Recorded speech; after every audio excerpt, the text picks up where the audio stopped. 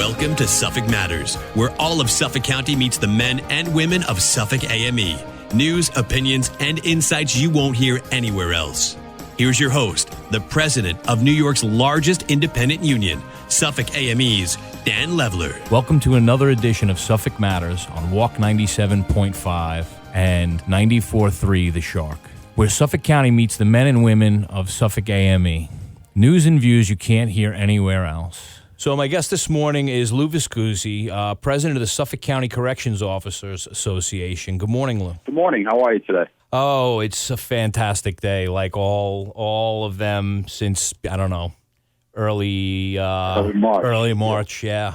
So how are things on your end? You know, we've had some certainly trying times, but to be honest, I think that all in all, it's ended up a lot better than most have expected. And what you see in the media in correctional facilities, in New York State and across the country, I think that we fared a lot better. Yeah, I think Suffolk really, I think Suffolk did really well in that regard. So I just want to talk really quick about your association, who you represent, what your members do, just as a reminder for our listeners. Sure. So I'm president of the Suffolk County Correctional Officers Association. We represent over 850 correction officers in Suffolk County. Standard language for our function is the care, custody, and control of all inmates remanded to the Suffolk County Sheriff, but we've really evolved to much more than that. We have investigative units, vocational programs. We have a unit at the Conic Bay Medical Center, an inmate reentry program, which assists inmates to get the resources they need after release. School programs. We participate in a number of different task forces with Homeland Security, the DA's office, as well as some of the East End agencies. So we really evolved from what the Hollywood view of correction officers has been over the last few decades. Oh, absolutely. And, your members and, the function of what your members do really has a strong emphasis in, helping people understand how they got to the facility in the first place and how never to come back there again. Absolutely. Nearly all of the inmates in the correctional facility reside in Suffolk County, and we realize that when they're released, they're going to go back to Suffolk County, and we're going to all live amongst them. And we want to, turn out a better product than when they came in. So we have a variety of different programs available to make that possible. Yeah, that's fantastic, and something that I don't think people tend to realize. Again, it's fantasized in TV and film.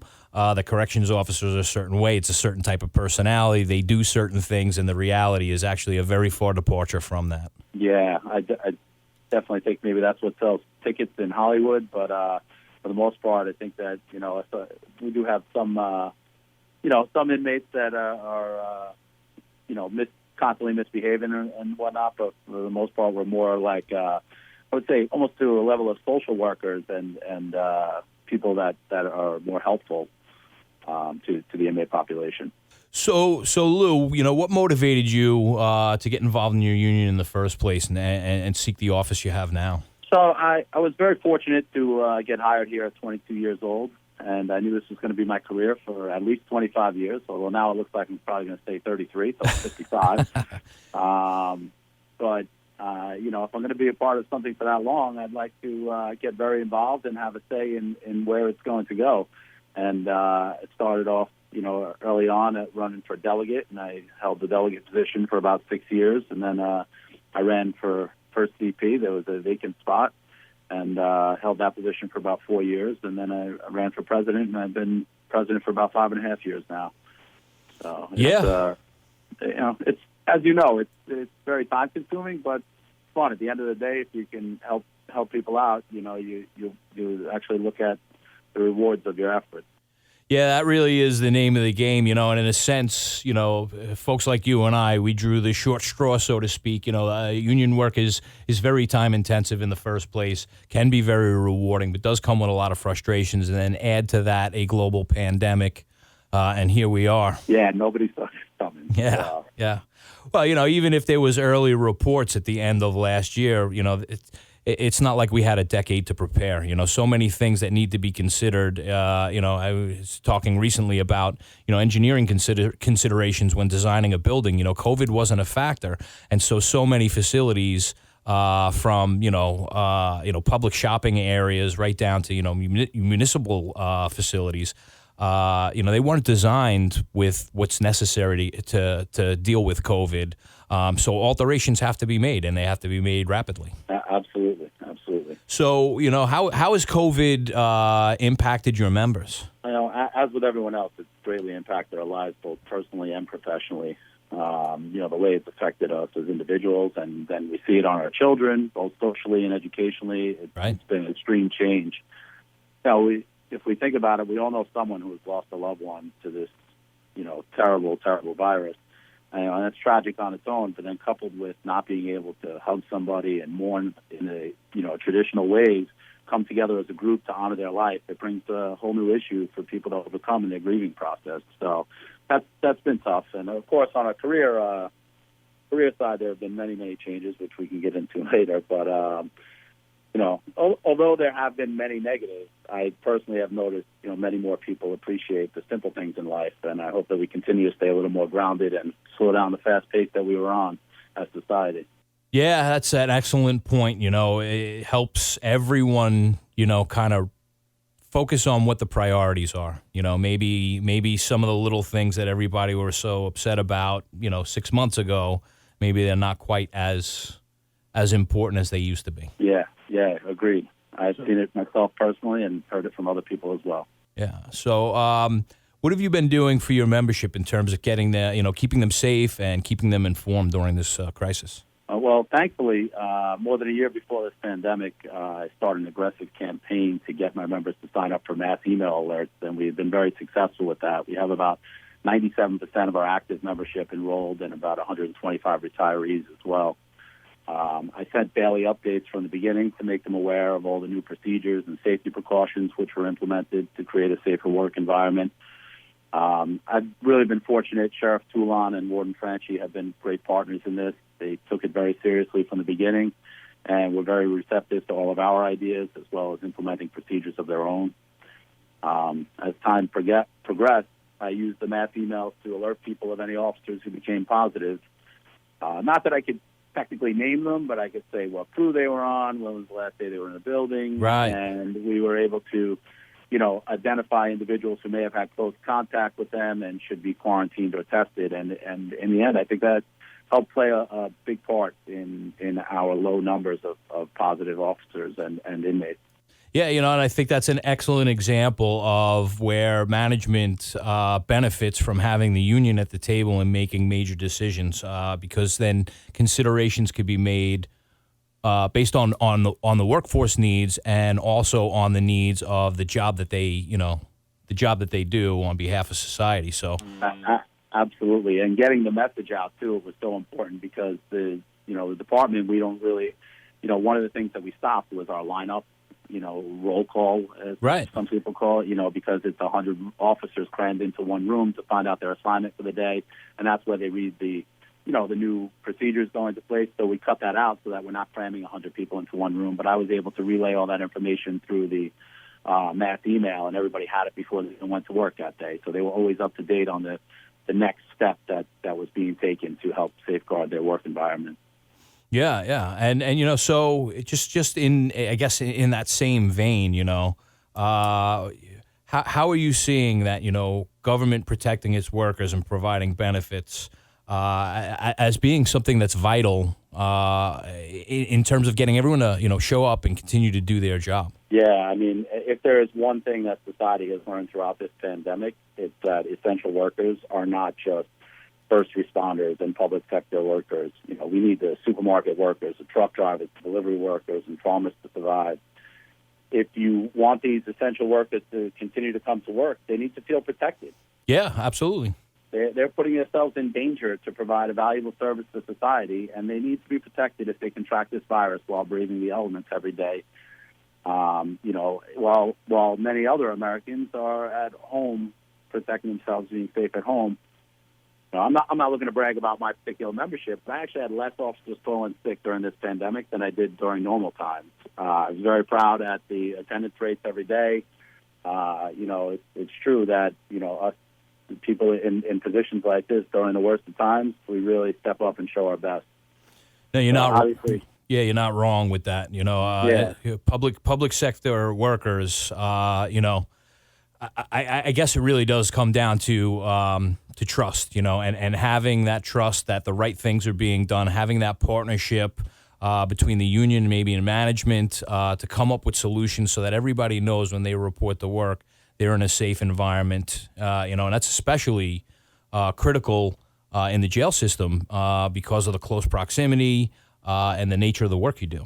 Yeah, absolutely. And, firsthand from working on a few members as well, but that, presumption MOA went a long way in showing the members that they are protected, God forbid if they were to contract it, and, gives them a little more incentive to go to work and perform their duties. At least they know that their families are protected and their time would be protected in case they do contract this terrible virus. And, the places that have unions to protect them, and get benefits like that, they're fortunate. But I tell you what, the 18-year-old at the supermarket coming to work every day for $12 an hour without that protection, I respect that work ethic, because you still saw those people there working every day, and I do respect a lot of the younger generation and middle-aged and older too. But a lot of the younger kids were coming to work for a low-paying job and really putting themselves in danger.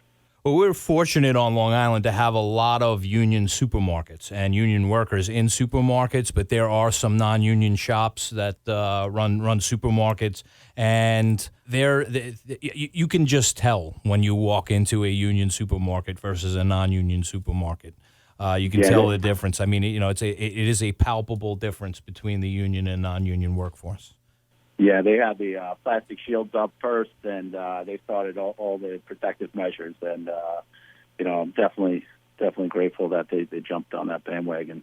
So it's good. Yeah. So, just speaking about, we mentioned a moment ago having protections in place with Suffolk County government, for the workforce, based on COVID exposure. And there are efforts now in the state and in on the federal level. Now, I know on the state level, some legislation has been passed already 2 Thursdays ago, I want to say. And there'll be refinements and additions over time, and, we'll see where we end up on the federal decisions. But, why do you see that as being so important? Well, again, like I said, some of my members as well as yours, having going to work and doing the job every day, some of them are on the lower end of the pay scale, and, they look at other people who are being paid to stay home on unemployment. Some of them are actually making more on unemployment than some of our entry-level positions. I think that, one of the federal things is the hazard pay, and I would love to see that, materialize. I think that they came to work without any promise of it, but they did it in such a commendable fashion, and I think that they really showed their dedication, and I would like to see that I don't know if it's going to be the HEROES bill by the Democrats, if it's going to pass, or some other version. I think, you're going to need bipartisan support, but I would really like to see that happen. And then, there's been recent updates on the state level for employees who have passed away due to COVID, giving extra benefits and protection to their beneficiaries, and help supporting their families moving forward. I think it still needs to be signed by the governor, but it looks like it's heading in the right direction anyway.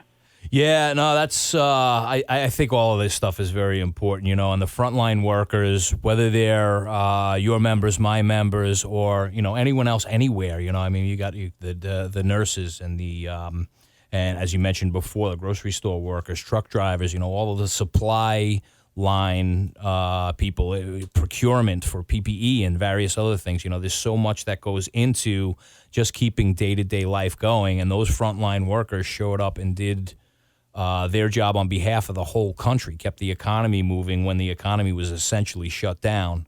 I think it's absolutely necessary to look at and consider. I agree, and I think that the rest of the country would probably agree with you too, because even though, if they were unable to still continue to perform their functions, I think the people sitting home still benefited from the other people's service, and they would probably agree that we should be able to do something for them. Yeah, that's definitely my hope here. The partisan games that sometimes goes into this, and the blame back and forth, and the misdirection and redirection of facts. They're all factors that we'll watch unfold, and I think this is the stuff that people are generally most tired about when it comes to politics and dealing with politics. Common sense measures like these really just need to be moved forward in a bipartisan way, and handled and just move forward from. Yeah, we've seen examples of that too. I mean, we had a great partnership between Democratic County Executive Steve Ballone and the Republican Congressman Lee Zeldin, working together to bring PPE to Suffolk County and to bring changes to the process as far as borrowing money and whatnot that helps aid the people of Suffolk County, and it's great to see them working across the aisle. Yeah, that was very important, and I just think that's what everybody is hoping for in the political process. Every single issue that comes up, they're like, I don't want to hear about Democrat or Republican, or these people think this way and those people think. Like, let's put our heads together, come up with a solution, and work together to make it happen. Absolutely. We got to talk a little bit. Since we're on an economic topic, we got to talk a little bit about the economy and the impact on the budget in Suffolk County and what that means. So, as we continue this reopening process, the economic impact of the lockdown period is becoming more and more apparent. How do you feel that downturn could how that could impact the county budget and our members that rely on that? Definitely going to have an impact. Firsthand, the county, had some financial concerns prior to this. However, it was manageable. And then you got the same call I did about the county looking to delay our longevity pay, and that's a tough message to relay to the members when their household lives, paycheck to paycheck. Yep. But in the end, we also have to work towards keeping Suffolk County in business. And they have to be able to afford to pay our checks every 2 weeks. So, I'm hopeful that the federal government gives enough aid to New York State, and New York State in turn gives enough to Suffolk County, so we can continue to make up for the drastic reduction in sales tax, as well as the unexpected expenses that come from a pandemic like this. Yeah, there's been a shift. How we talk about this being stress on an individual level, and it's also stress on a social level. Like, everybody's feeling the same stress and pressure, and it's causing economic stress, not just for governments, not just for businesses, but obviously on individual household budgets. And people who are doing whatever earning they can, they're tending to save now. So going out and spending and getting a new fence installed, or fixing the pool, or these general things that people might spend money on outside of what the bare minimum they need to get by. That's happening less and less. And for a county like Suffolk, reliant on sales tax, that revenue is probably not going to meet what was projected last year. Absolutely. I mean, it's a domino effect. You see people are driving less, which means we're selling, exponentially less gas. Yeah.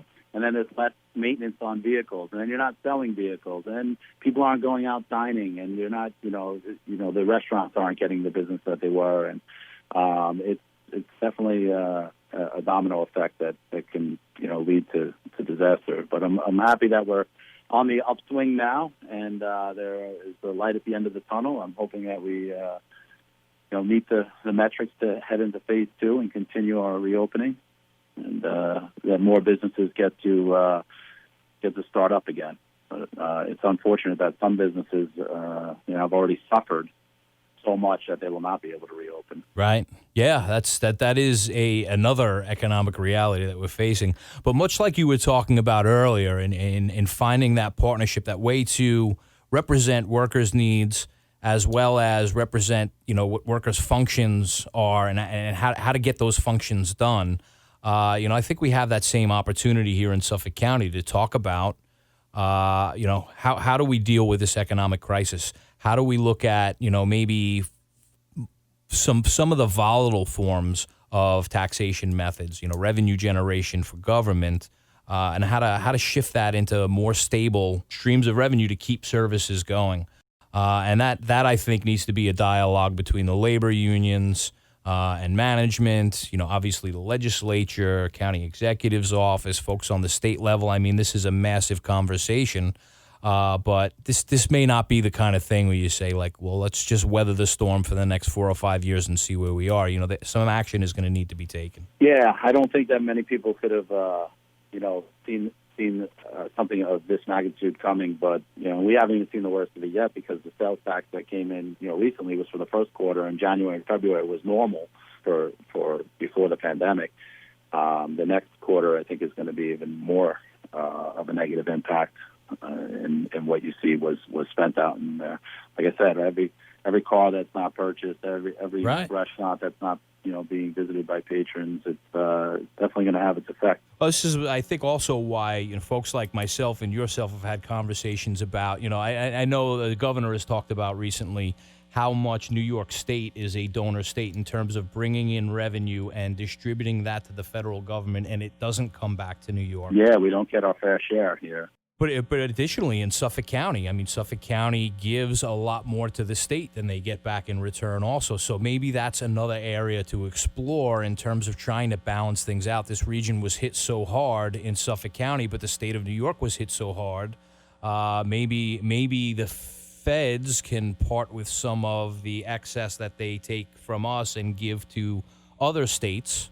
And in the same way, the state can get that back to, this is an emergency time in terms of financial and operational standpoints. This is an emergency time and a time for a measure like that. Yeah, I agree. And although we're, only a county here, comparatively, our budget system here is, on the level of some states. We're a very, very large county, and we definitely need all the aid that we can to stay afloat here. Yeah, so just moving on to another topic you and I were discussing earlier, I think still has a big impact on people, still is, remains a big concern for people, but it's just kind of fallen into the background noise of all of, what's going on with COVID, and, even maybe even falling below that threshold of the noise on, like what's going to happen with social media companies now on the federal level with this is banter back and forth. But this is bail reform, and we knew, early on in 19, those measures that were put in place were going to have a detrimental impact. Some efforts were made this year to correct that, and I think, some of those corrections were good. But do you think we're where we need to be, and how do you see this playing out? As you stated early on, we were obviously very, very vocal, because we know the caliber of the inmate that was being released back into society after the crimes that were, alleged to have been committed. And we were definitely turning a lot of heads in Albany and opening eyes. And then, as soon as March hit, everything turned to COVID. And we continued lobbying and trying to educate people and showing the data of how many people reoffend as soon as they are arrested and then released, and then reoffend and then released and then reoffend, and it's just a vicious cycle. So what we got, it's a work in progress. Obviously it's definitely an advance and a step in the right direction, but even that, those changes don't go into effect till July 2nd. I think it was 90 days after the budget passed. So, right. I see you in Albany very frequently. I've never been there as much as I have been over the past 2 years. Will Fowler and I have been meeting with lawmakers, and we sit there on an individual basis and try and highlight each individual example to try and show, like, hey, that second, third, fourth, fifth, and sixth victim could have been prevented if it wasn't for these changes. Right. That's very true. And I remember, being at your offices for Assemblyman DeStefano at a press release, and there was an example of someone who had died that would not have died and wouldn't have needed to die if it wasn't for these changes in the rules. Absolutely. And that was part of our, public education campaign to try and bring this to the forefront, to try and let them know, hey, this is a really big problem. And the Republicans were in favor of repealing it. And we appreciate the support for that, but we were unable to get a full repeal. As you know, the Democrats control both houses. Right.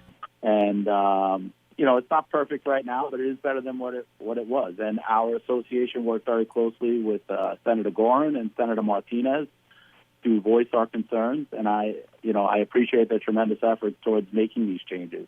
We're going to continue to try to include more charges eligible for remand in the next session. And, this is not over. We're going to continue to fight so that we can make sure that the public is safe.